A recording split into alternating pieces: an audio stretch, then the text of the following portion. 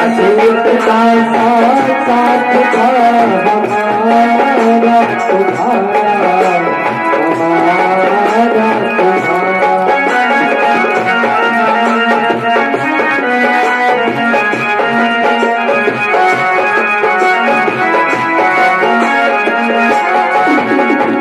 बस इतना ही संग था हमारा तुम्हारा, तुम्हारा हमारा। बस इतना ही संग था हमारा तुम्हारा, हमारा तुम्हारा। जाओ बेटी खुश रहना, जाओ बेटी खुश रहना, ले लो आशीष हमारा। इतना ही संग था हमारा तुम्हारा, तुम्हारा हमारा।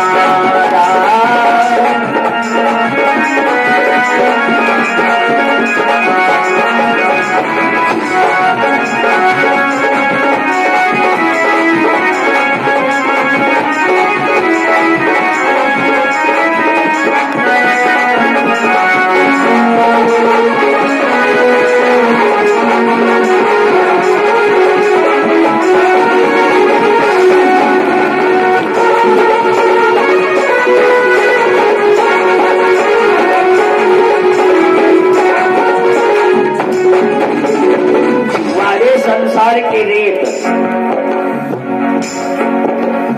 कोई बदल ना पाया, ये दस्तूर पुराना। कोई बदल ना पाया, ये दस्तूर हमारा। कोई बदल ना पाया, ये दस्तूर पुराना। कोई बदल ना पाया, ये दस्तूर पुराना। छोड़ के माता आंचल संग पिया के जाना।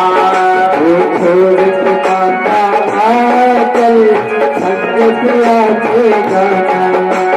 कोई पराई रहन तुम पर, कोई पराई रहन तुम पर, तो अधिकार हमारा।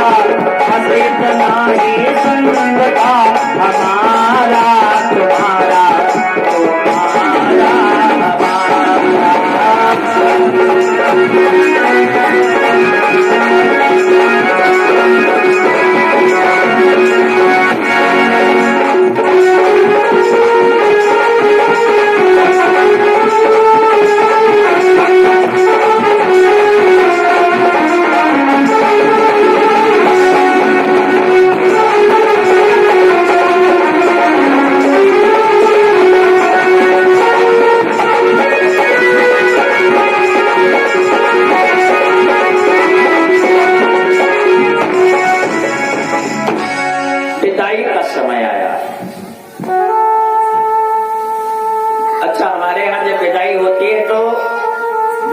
समय बेटी को पानी दिखाया जाता है।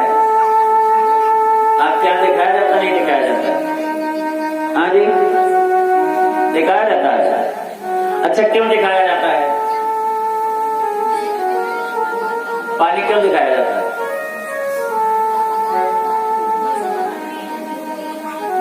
हाँ जी,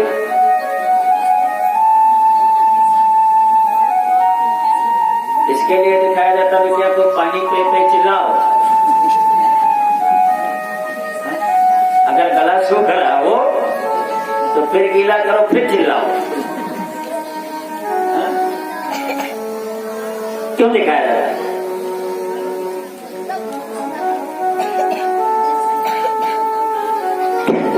क्योंकि 3 लोगों के जीवन में पानी की परम आवश्यकता है।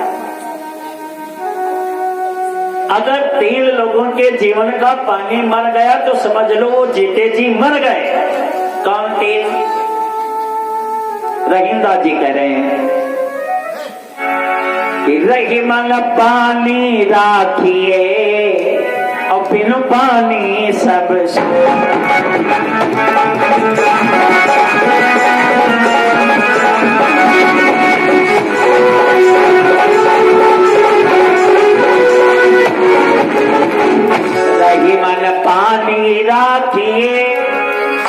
बिन पानी सब सोना।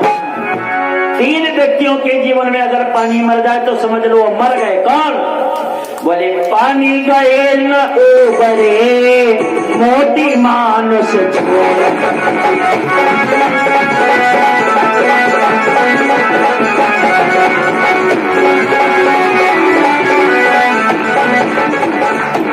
पानी गए न उबरे मोती मानुष चून। सबका नोट लाए हो? क्या बात है। हमारे राजेंद्र पांडे जी के द्वारा 100 रुपए आए हैं भगवान के जन्मोत्सव में। जरा जोरदार ताली बजा करके स्वागत करिए। बहुत बहुत आशीर्वाद है व्यासपीठ के माध्यम से। मंगलमय कामना। बोल गोविंद भगवान की। आओ एक बार भगवान का नाम बोलो। सभी लोग मीठी मीठी तालियों को बजाते हुए गाएं और कहना है सभी लोग बड़ी मस्ती के साथ में कहेंगे मेरा हाथ पकड़ ले रे काना दिल मेरा घबरा।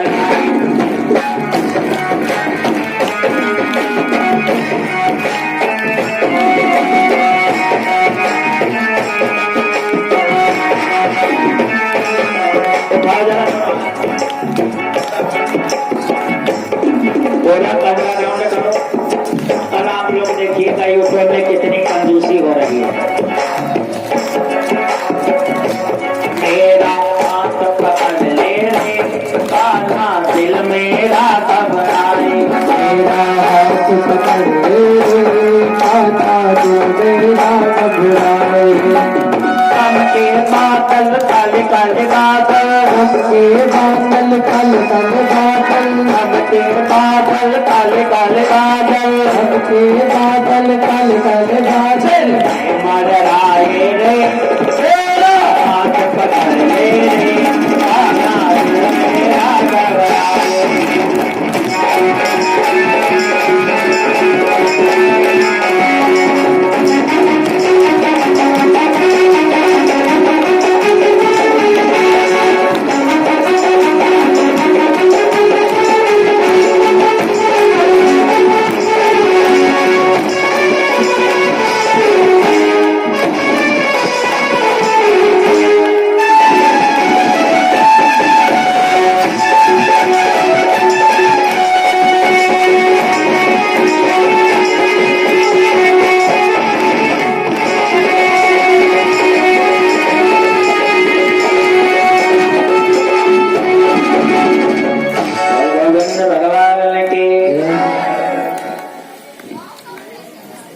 विदाई का समय आया। जे ही विदाई का समय आया तो कंस ने जाकर के दरवाजे पर रथ रोक दिया। उग्रसेन जी ने देखा कि दरवाजे पर रथ रोके कोई खड़ा है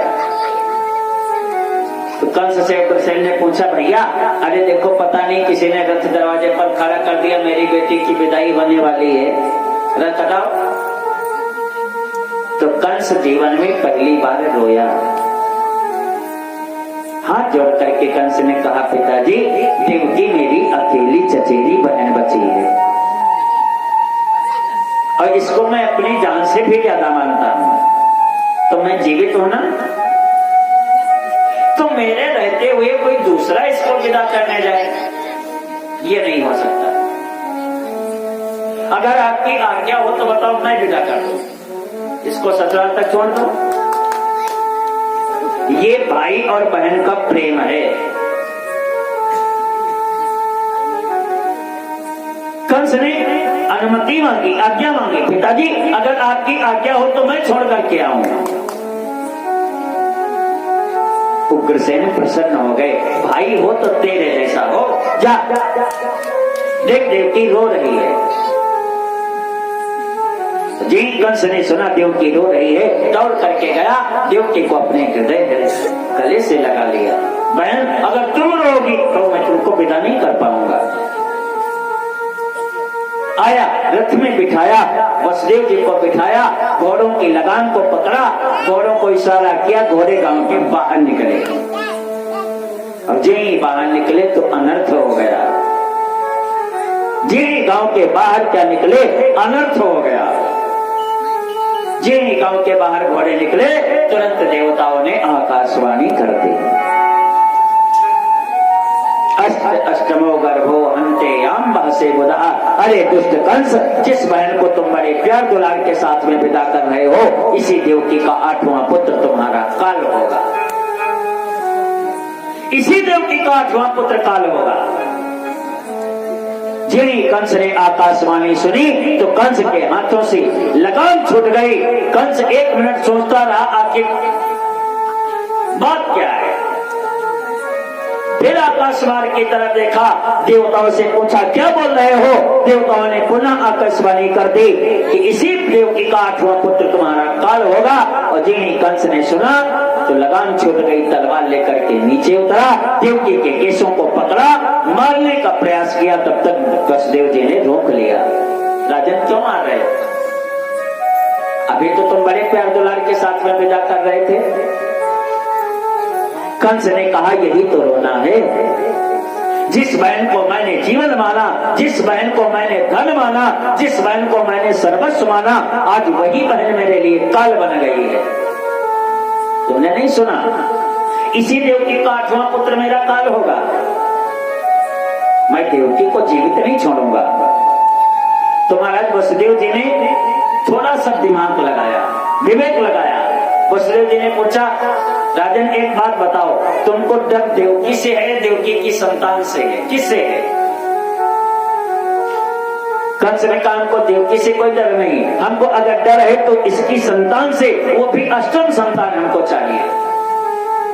वसुदेव जी ने कहा कोई बात नहीं, मैं वादा करता हूं तुम जितनी संतानें देवकी की होंगी सब दूंगा तुमको। तुम की बात कर रहे हो? सारी संतानें दूंगा। कंस ने कहा अपने नगर नहीं जाओगे, हमारे नगर वापस चलो। फिर रथ को मोला गया।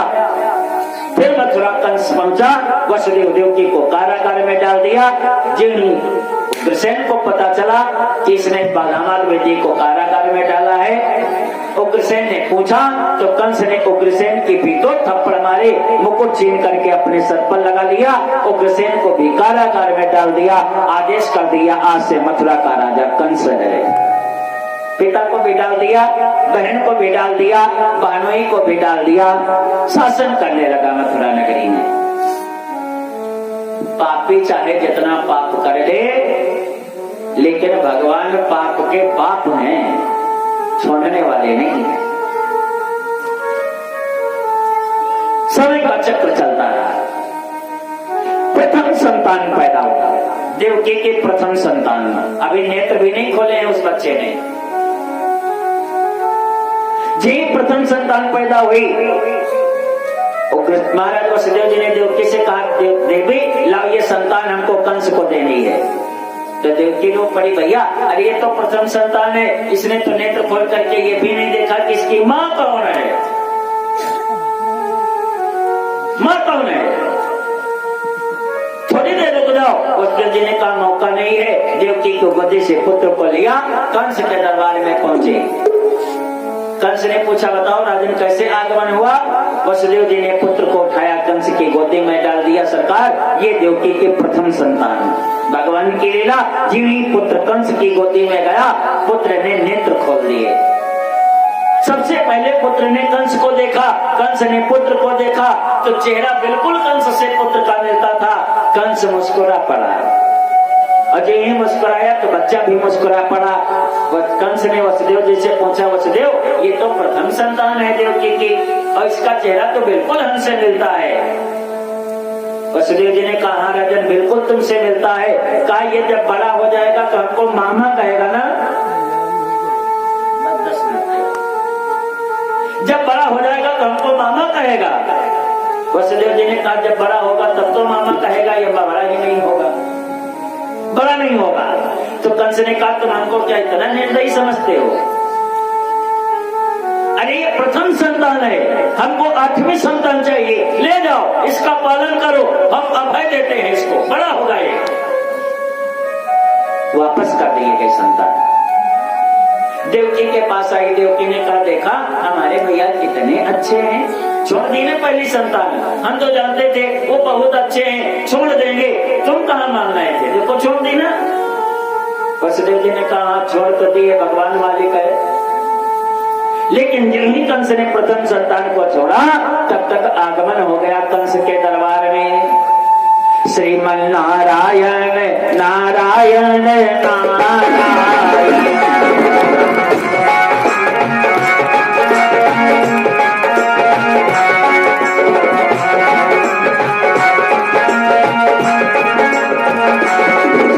नारायण नारायण नारायण श्रीमन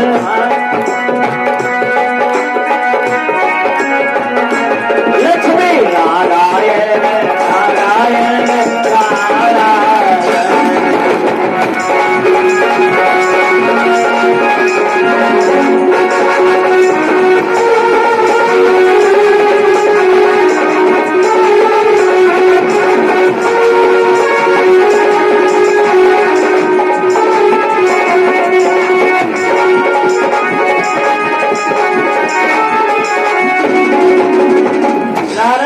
पहुंच गए कंस के दरबार में। कंस ने प्रणाम किया, आओ गुरुदेव बैठो।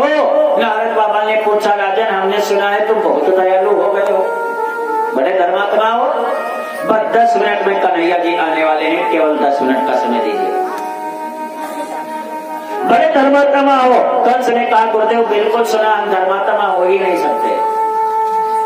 अच्छा, अगर धर्मात्मा नहीं हो तो देवकी के प्रथम संतान को क्यों छोड़ा? कंस ने कहा, वो तो प्रथम हमको 8वीं चाहिए। नारद बाबा ने कंस से कहा, तुम बहुत मूर्ख हो, देवताओं की राजनीति नहीं जानते। आकाशवाणी हुई थी 8वां पुत्र मारेगा, इस बात की आकाशवाणी नहीं हुई थी कि 8वां पहले पैदा होगा या पहला पहले पैदा होगा। ये तो आकाशवाणी नहीं हुई। देवता बड़े चालाक हैं, कहीं ऐसा न हो 8वां पहले पैदा कर दें। कंस का माथा टनका, गुरुदेव बात तो सही कह रहे हो।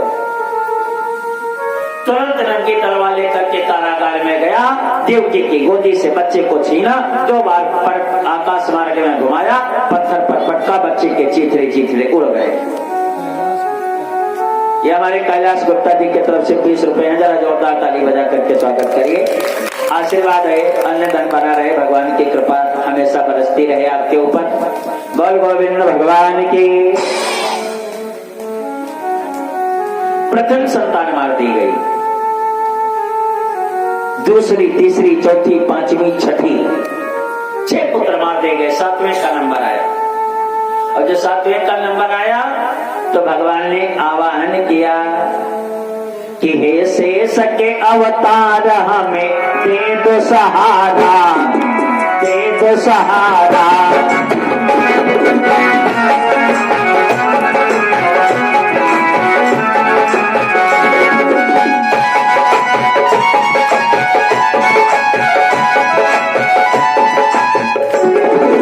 दे दो सहारा, दे दो सहारा।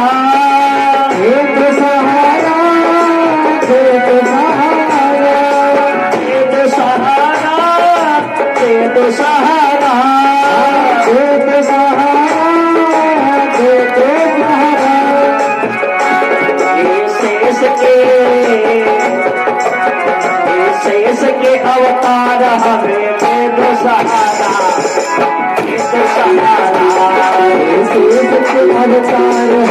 दे दो सहारा, दे दो सहारा।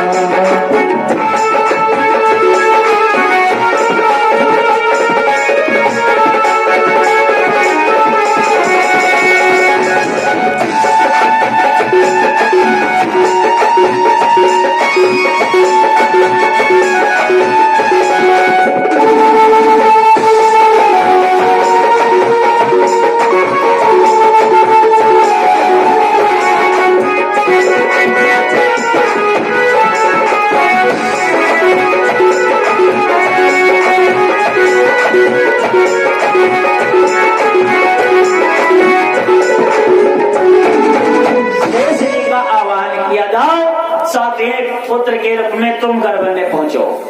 शेष जी ने कहा, प्रभु आपका अवतार लेना हम क्यों जाए? भगवान ने कहा, राम अवतार में हम बड़े बने थे, कृष्ण अवतार में तुम बड़े बनो। शेष जी देवकी के गर्भ में पहुंचे 7वें पुत्र के रूप में। लेकिन जब जन्म लेने का समय आया तो भगवान ने योग माया का आवाहन किया, भगवती मैया का। भगवती मैया प्रकट हुई, भगवान से पूछा, बताओ प्रभु क्या आज्ञा है? भगवान ने कहा, जाओ देवकी के गर्भ में जो सप्तम पुत्र पल रहा है उसको निकाल करके गोकुल में रोहिणी के गर्भ में पहुंचाओ। योग माया ने रात्रि में ही जा करके देवकी के गर्भ से 7वां गर्भ निकाल लिया, गोकुल में रोहिणी के गर्भ में पहुंचाया। मथुरा में प्रातः काल हुआ, कंस को पता चला देवकी का 7वां गर्भपात हो गया है। गर्भपात हो गया, कंस अट्टहास करके हंसा, जब 7वां गर्भपात हो गया है तो 8वां पैदा ही नहीं होगा, पैदा नहीं होगा। अब 8वें पुत्र का नंबर, जब 8वें पुत्र का नंबर आया तो कंस भी तैयारी कर रहा है, भगवान भी तैयारी कर रहे हैं। जहां पर 4 ताले पड़े थे वहां पर 8 ताले डाल दिए गए, जहां पर 4 पहरेदार हैं वहां पर 10 पहरेदार कर दिए गए। एक एक घंटे की सूचना कंस के दरबार में पहुंच रही है। ये कंस की व्यवस्था है, जरा भगवान की व्यवस्था देखिए। यही रात्रि के 10 बजे भगवान ने पुनः योग माया को बुलाया, आओ भगवती कि हे महामाया। भैया एक लोग मैंने कहा था मंच के पास रुको, कि हे महामाया तेरी माया ही तो माया है, हे महामाया तेरी माया ही तो माया है।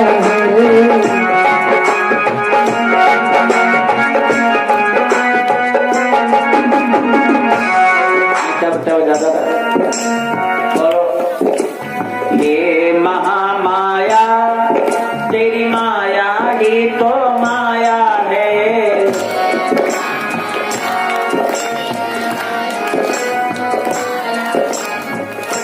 इतनी आवाज में मच्छर भी नहीं भागेंगे, थोड़ी और कम कर दो। हे महामाया तेरी माया ही तो माया है।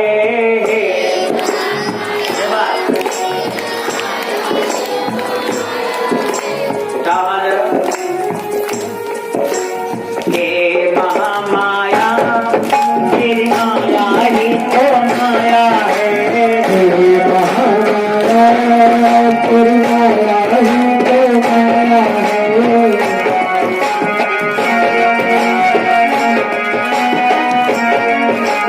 हे महामाया तेरी माया ही तो माया है, हे महामाया तेरी माया ही तो माया है। बोले ही मैया, बोले ही मैया सारा जगत ये रचाया है।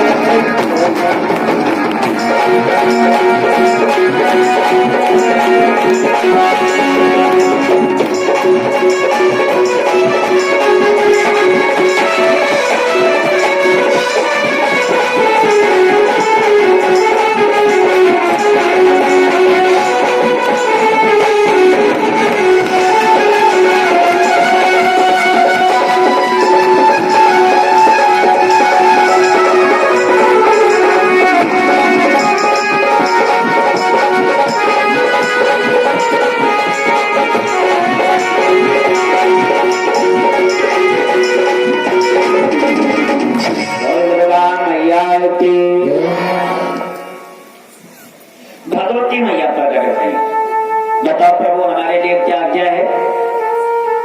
भगवान ने कहा, जाओ तुम गोकुल में पैदा हो जा करके, मैं मथुरा में प्रकट होने जा रहा हूँ। तो भगवती जी ने कहा, अवतार आपको लेना है, हम क्यों जाएं? भगवान ने कहा, तुम गोकुल जाओ, तुम गोकुल से तुमको मथुरा लाया जाएगा, वसुदेव जी तुमको मथुरा लाएंगे और हम मथुरा से गोकुल जाएंगे। भगवती जी ने कहा, फिर क्या होगा? तो भगवान ने कहा, हम गोकुल में माखन मिश्री खाएंगे और तुम जब मथुरा पहुंचोगे तो कंस तुमको उठा करके पत्थर पर पटकेगा। देवी जी ने कहा, बहुत ठीक कहा, तुम माखन मिश्री खाओ और हम पत्थर पर उठा करके पटके जाएंगे। नियम बहुत बढ़िया बनाया। तो भगवान ने कहा चिंता मत करो, सारा संसार हमारा वर्ष में एक बार जन्मदिन मनाएगा। अच्छा, जन्माष्टमी साल में एक बार तो मनाई जाती है। भगवान ने वरदान दिया सारा संसार हमारा जन्म वर्ष में एक बार मनाएगा, लेकिन जाओ देवी, मैं तुमको वरदान दे रहा हूँ, तुम साल में कितनी बार पूजी जाओगी। एक साल में नवरात्रि कितनी बार आती है? मैंने पहले दिन बताया था, 4 बार आती हैं। साल में नवरात्रि 4 बार आती हैं। तो भगवान ने कहा तुम साल में 4 बार पूजी जाओगी, हमसे चौगुनी तुम्हारी पूजा होगी। और यम यम चिंतयते कामम तम तम प्राप्नोति निश्चितम, जो जो कामना लेकर के भक्त आपके दरबार आएगा, आप सबकी मनोकामना पूरी करोगे। भगवती जी को आशीर्वाद मिला। पहुंची जाकर के गोकुल में यशोदा मैया के गर्भ में रात्रि के 11 बज गए। जब रात्रि के 11 बजे तो भगवान ने फिर आवाहन किया भगवती जी का। फिर भगवती जी प्रकट भई, बताओ प्रभु क्या आज्ञा है। भगवान ने कहा मामा के जितने बिरादरी वाले हैं तुम सुलाओ जाकर के सबको, कंस के जितने पहरेदार हैं सबको सुलाओ। योग माया निद्रा भगवती पहुंची, जाकर के सबको सुला दिया। 11:30 रात के बज गए। ये वही साथी के 11:30 बजे देवता खड़े हुए हैं आकाश मार्ग में। अच्छा, जग कौन कौन रहा है? मामा के बिरादरी वाले तो सो गए, अब जगह कौन? जमुना मैया जग रही है, वरुण देव जग रहे हैं, मीठी मीठी बूंदे पड़ रही हैं, मीठा मीठा पानी बरस रहा है। वरुण देव जग रहे हैं, जमुना मैया जग रही, पवन देव जग रहे हैं, हवा चल रही बढ़िया सुगंधित। देवता आकाश मार्ग में खड़े, यक्ष गंधर्व किन्नर खड़े हैं सब स्वागत करने के लिए। कंस के जितने बिरादरी वाले हैं सब सो रहे हैं। 12:15 बजा जी, 12:15 बजा। और रात्रि के जो ही 12 बजे तो एक प्रकाश पुंज कारागार में प्रकट हुआ। तो वसुदेव जी ने देवकी से पूछा, देवकी क्या प्रातः काल हो गया? देवकी ने कहा कुछ समझ में नहीं आ रहा है, अब कोई कुछ समझ पाता तो वही प्रकाश पुंज शंख चक्र गदा पद्म धारण किए हुए श्री नारायण भगवान में प्रकट हो गया। बोल नारायण भगवान की। अच्छा, भगवान के प्रकट होने में आपको अच्छा नहीं लगा तो इतनी तेज जयकारा बोलो, पता चल जाए कि कन्हैया के बिरादरी वाले हो, मामा का बिरादरी वाला यहाँ कोई नहीं है। बल वृंदावन बिहारी लाल की। ज्यादा तेज मत बोलो नहीं तो मामा जग जाएंगे। अब मामा जग गए तो निकलना मुश्किल हो जाएगा जी। कारागार में वो प्रकाश पुंज मूर्ति के रूप में प्रकट हुआ तो वसुदेव देव की प्रार्थना करने लगे। भगवान ने कहा देखो प्रार्थना मत करो। बड़ा चमत्कार हो गया कारागार में। जानते हो क्या हुआ कि घनन घनन घन घोर घोर छा गए बादल काले। फिल्मी दुनिया वालों ने लिखा है बिना पायल के ही बजे घुंघरू, लेकिन हमारी जो बात है वो बिल्कुल सही है भैया। इधर आओ कि घनन घनन घन घोर घोर छा गए बादल काले।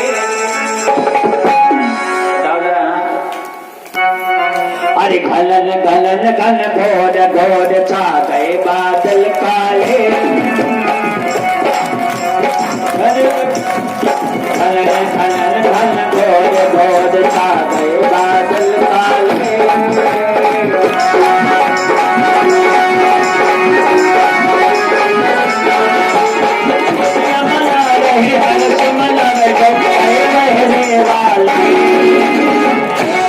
उठा दो हाथ, होता है कि बिना चाबी के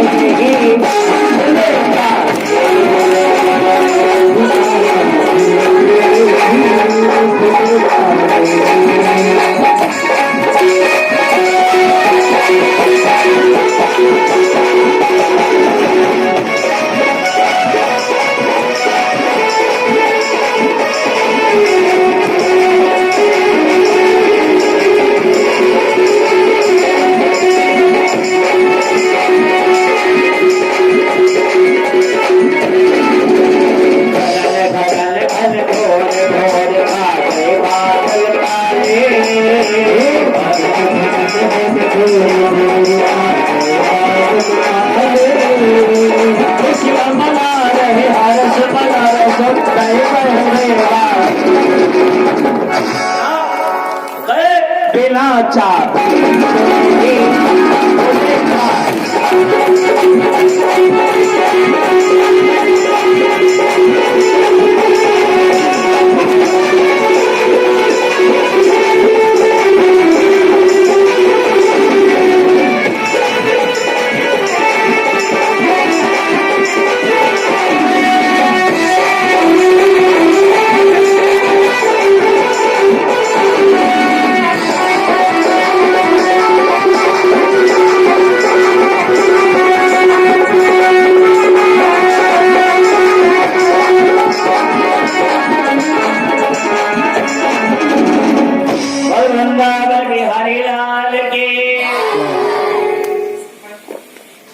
प्रकट भय भगवान। प्रार्थना करनी प्रारंभ की। भगवान ने तो प्रार्थना करने का समय नहीं है, क्या करें? काम को किसी भी प्रकार गोकुल पहुंचा। तब तक कारागार में एक सूप भी आ गया। वसुदेव देवकी ने लाला को सूप में लिटाया। वसुदेव जी लोग पड़े, प्रभु हमारे हाथों में तो हथकड़ी बेड़ी पड़ी है, क्या करें? भगवान ने कहा तुम मुझको स्पर्श तो कर, छू दो। जब छुएगा तो हथकड़ी बेड़ी सब टूट जाएंगे। और वही हुआ। जी वसुदेव ने महाराज लाला को उठाया और सर पर रखा तो सारी हथकड़ी बेड़ी टूट गई। दरवाजे खुल गए, बाहर निकले। झांकी को ले आओ भैया। और यही बाहर निकले, मीठी मीठी जलवृष्टि हो रही थी। शेष जी ने मन में विचार किया, प्रभु छोटे हैं, कोमल हैं, पानी बरस रहा है, कहीं बूंद न पड़ जाए इनके ऊपर। तो भगवान ने छत्र, शेष जी ने छत्र लगा दिया पीछे से। अब वसुदेव जी आगे आगे, शेष भगवान पीछे छत्र लगाए। तो भगवान ने देखा, जब शेष जी को छत्र लगाए, भगवान ने पूछा तुम कैसे आ गए? तो शेष जी ने कहा सरकार आप बहुत कोमल हो, बड़े छोटे हो, मोटे मोटे बूंदे पड़ रही हैं, आपको चोट लग जाएगी, तो हमने आपके ऊपर छाता लगा दिया। भगवान ने कहा तुम्हारे छाता के चक्कर में अगर पिताजी ने देख लिया ना तो इनका तो हार्ट फेल हो जाएगा।